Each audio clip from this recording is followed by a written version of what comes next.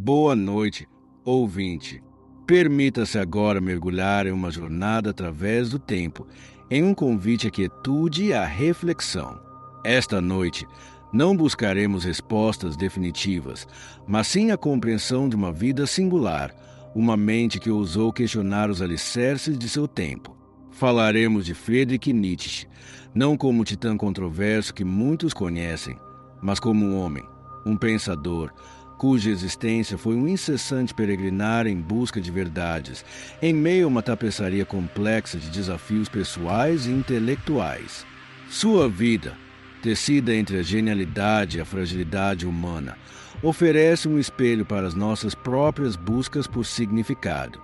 Em um século de profundas transformações, no século XIX alemão, Nietzsche emergiu como uma voz que, embora muitas vezes incompreendida, ressoa até hoje. Prepare-se para uma viagem contemplativa, onde a história se desenrola como um conto, convidando ao relaxamento e à introspecção, livre de julgamentos, apenas a observação de uma alma em sua profunda e por vezes dolorosa jornada. Capítulo 1. Os primeiros anos e a sombra da perda. Em 15 de outubro de 1844, na pacata vila de Hocking, na Saxonia, nasceu Friedrich Wilhelm Nietzsche. Seu nome, uma homenagem ao rei Frederico Guilherme IV da Prússia, já carregava um peso de expectativa e tradição. Ele veio ao mundo em um lar pastoral, onde a fé e a erudição eram os pilares.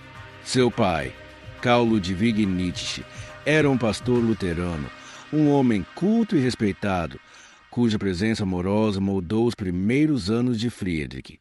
A infância de Nietzsche foi, a princípio, um refúgio de carinho e segurança, cercado pela devoção familiar e pela atmosfera serena do campo.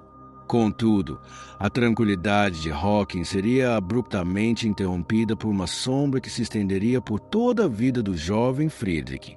Em 1849, quando ele tinha apenas 5 anos, seu pai, Karl Ludwig, sucumbiu a um tumor cerebral. A perda foi devastadora.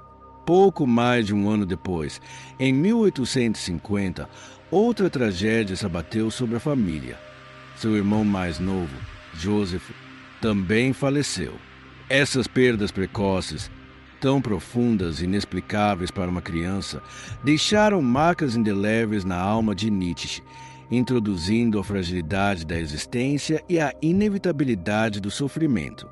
Após a morte do pai e do irmão, a família, agora composta por Friedrich, sua mãe Franziska, sua irmã Elizabeth, sua avó e 2 tias, mudou-se para a cidade de Naumburg.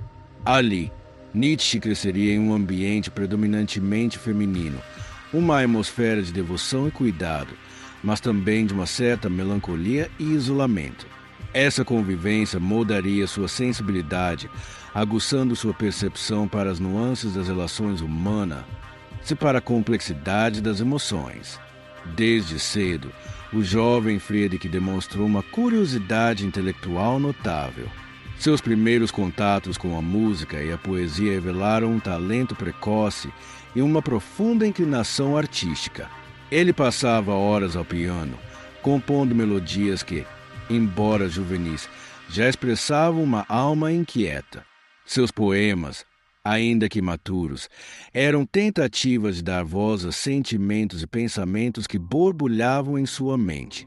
Aos 10 anos, ele já escrevia peças teatrais e ensaios, revelando uma mente ávida por explorar e criar. Essa fase inicial, marcada pela perda e pela busca por expressão, foi o terreno fértil onde as sementes de um futuro pensador seriam plantadas, preparando para a transição para a rigorosa escola de Suppelfort, um novo capítulo em sua formação. Capítulo 2. A formação do pensador. Em 1858, aos 14 anos, Friedrich Nietzsche ingressou na Landesschule Porta, uma das mais prestigiadas escolas internas da Alemanha. Longe do aconchego familiar, Porta era um ambiente de disciplina rigorosa e excelência acadêmica, onde o estudo dos clássicos gregos e latinos era a espinha dorsal do currículo.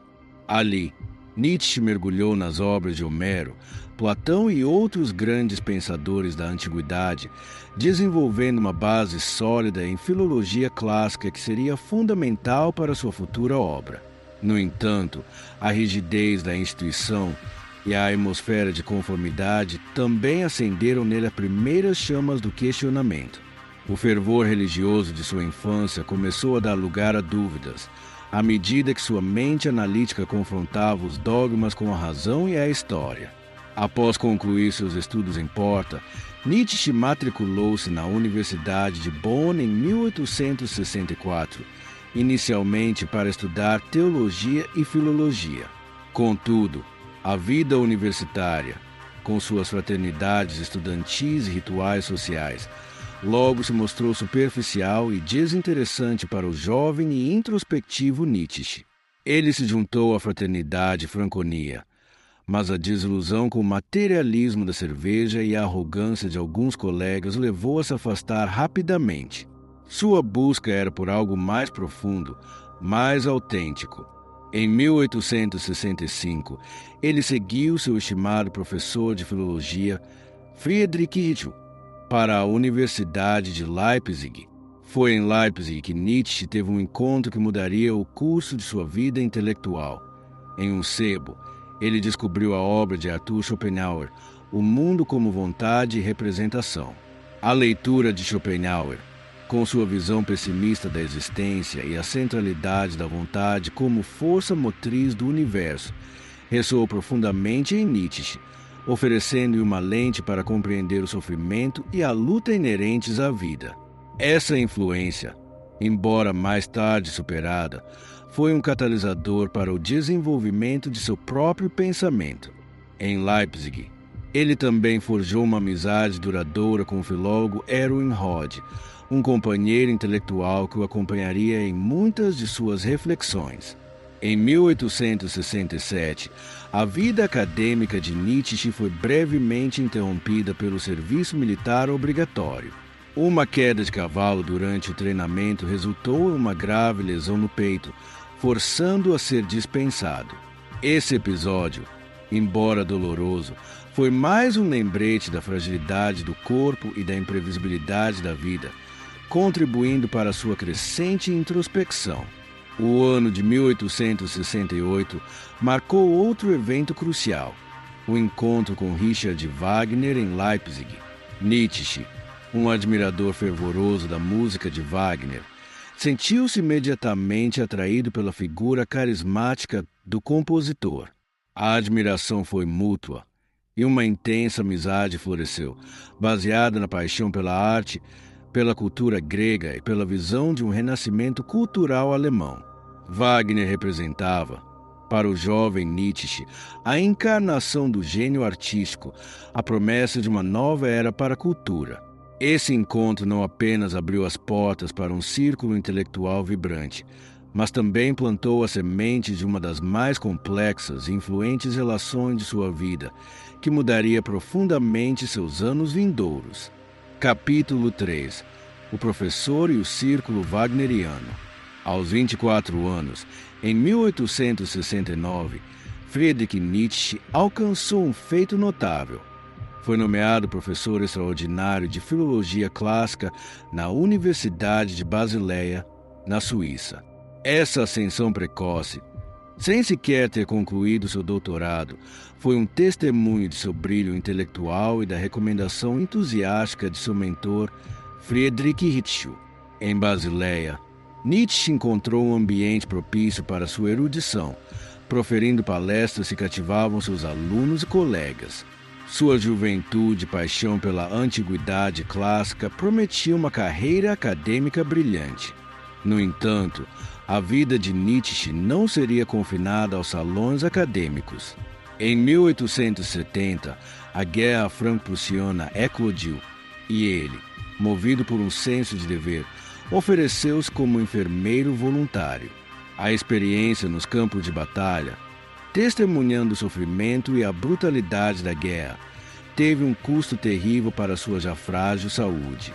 Ele contraiu disenteria e difteria, doenças que o deixariam com sequelas permanentes, incluindo enxaquecas crônicas, problemas de visão e distúrbios digestivos.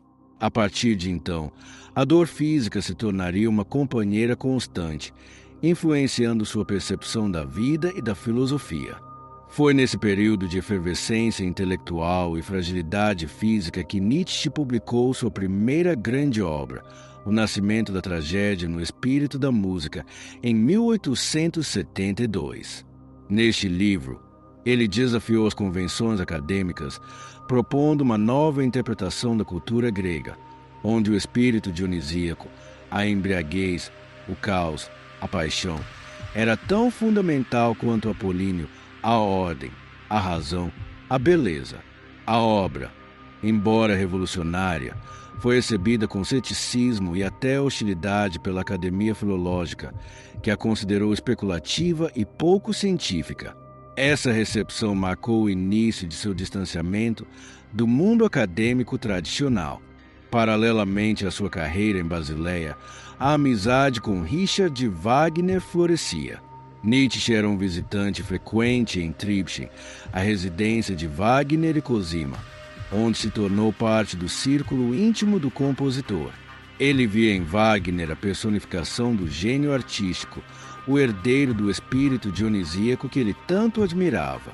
A construção do Teatro de Bayreuth, um projeto grandioso para a apresentação das óperas de Wagner, era vista por Nietzsche como uma concretização de um renascimento cultural alemão.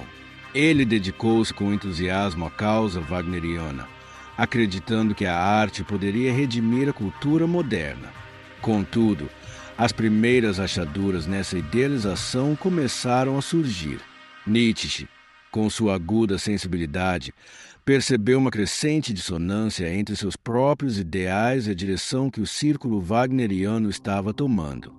O nacionalismo exacerbado, o antissemitismo latente e a crescente religiosidade de Wagner, especialmente evidente em obras como Parsifal, chocavam-se com a visão de Nietzsche de uma cultura livre e afirmativa da vida. A amizade, antes uma fonte de inspiração, começou a se tornar um fardo. Nietzsche sentia a necessidade premente de encontrar sua própria voz, de se libertar da sombra de Wagner para trilhar seu próprio caminho filosófico. A desilusão, embora dolorosa, seria o catalisador para uma nova fase de sua vida, uma fase de busca solitária de profunda originalidade. Capítulo 4. O filósofo errante e a busca solitária. Em 1879, a saúde de Nietzsche, já debilitada, forçou a tomar uma decisão drástica: renunciar à sua cátedra em Basileia. Aos 34 anos, ele se viu livre das obrigações acadêmicas, mas também confrontado com uma vida de solidão e dor.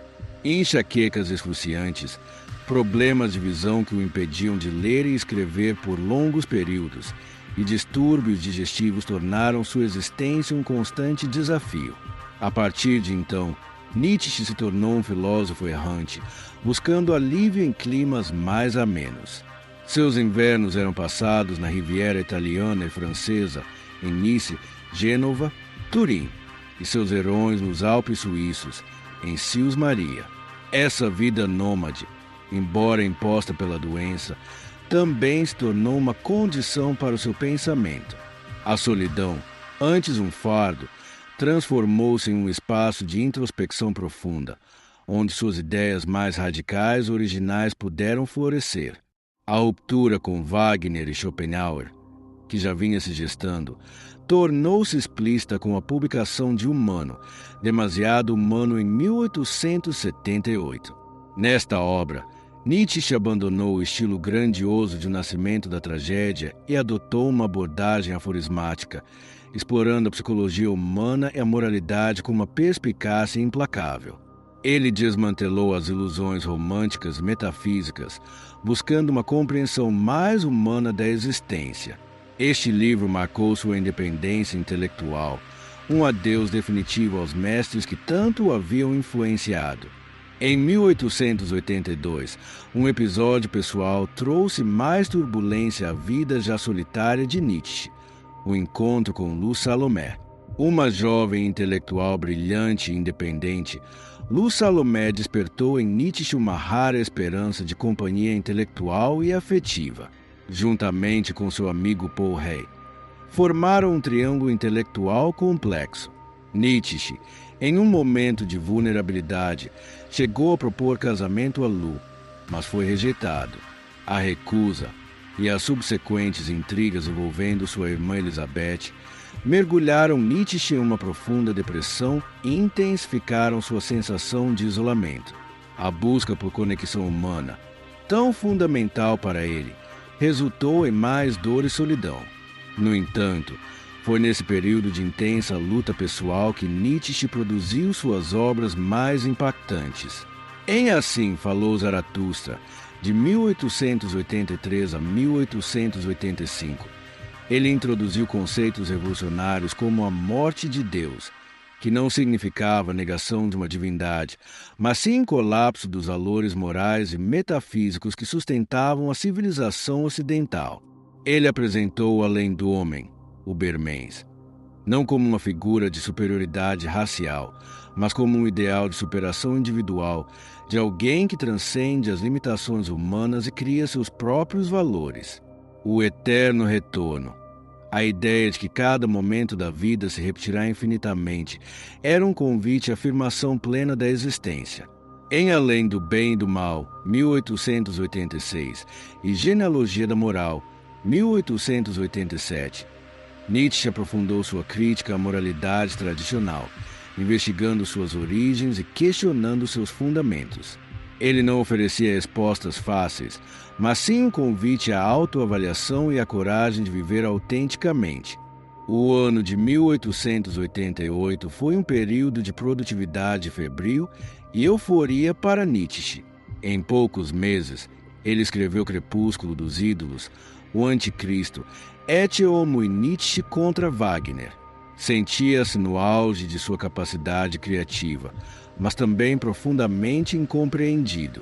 As cartas que escrevia a amigos e editores revelavam uma mente brilhante, mas também uma crescente megalomania e uma percepção distorcida da realidade. Era o prelúdio de um colapso iminente, o último lampejo de lucidez antes que a escuridão o envolvesse. Capítulo 5. O colapso e o legado. O ano de 1889 marcou o trágico fim da lucidez de Friedrich Nietzsche. Em janeiro, em Turim, ele sofreu um colapso mental completo. O episódio mais conhecido, embora talvez apócrifo em seus detalhes exatos, é o do cavalo. Testemunhando um cocheiro chicoteando um cavalo, Nietzsche teria corrido para abraçar o animal, desabando em lágrimas, perdendo a consciência. Nos dias seguintes, ele enviou os famosos bilhetes da loucura a amigos e figuras públicas, assinando-os como Dionísio, o crucificado, revelando uma mente que havia se desprendido da realidade. A genialidade havia dado lugar à insanidade. Após o colapso, Nietzsche foi levado para Basileia, posteriormente, para uma clínica psiquiátrica em Jena.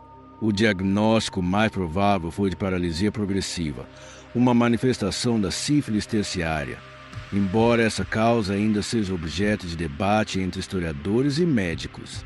A partir de então, Nietzsche viveria em um estado de demência, incapaz de se comunicar ou de reconhecer seus amigos e sua própria obra.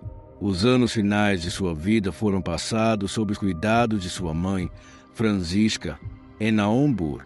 Após a morte dela em 1897, sua irmã, Elizabeth Foster Nietzsche, assumiu a responsabilidade por ele, mudando para Weimar.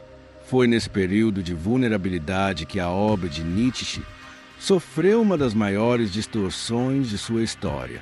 Elizabeth, uma fervorosa nacionalista e antissemita, aproveitou-se da condição de seu irmão para manipular e reinterpretar seus escritos, adaptando-os à sua própria ideologia. Ela editou e publicou manuscritos póstumos com uma vontade de potência, de forma a alinhar o pensamento de Nietzsche com as crescentes correntes nacionalistas e antissemitas da Alemanha. Essa apropriação indevida, que culminaria na associação de Nietzsche ao nazismo, é uma das maiores tragédias de seu legado e é crucial para a compreensão imparcial de sua figura.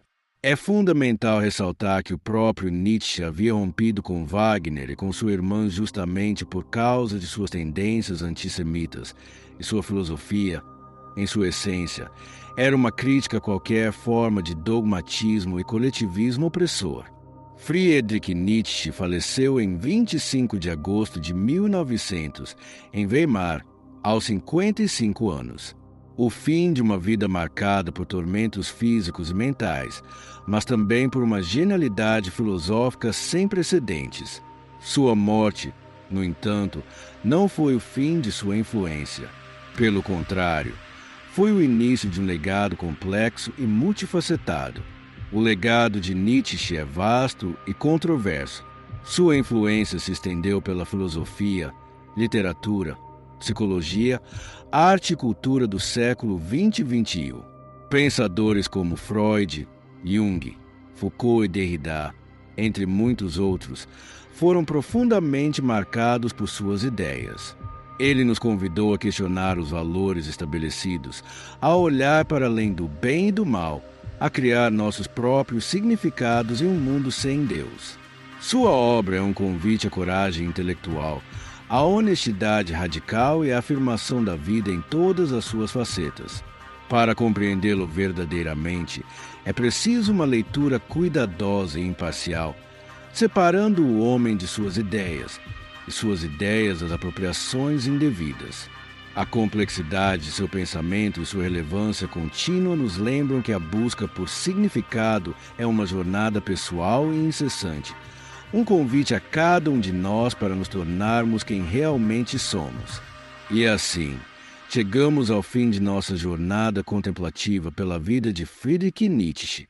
Percorremos os caminhos de sua infância marcada pela perda, sua juventude de efervescência intelectual, sua ascensão e desilusão no mundo acadêmico e wagneriano, e sua busca solitária por uma filosofia que pudesse abraçar a vida em sua totalidade.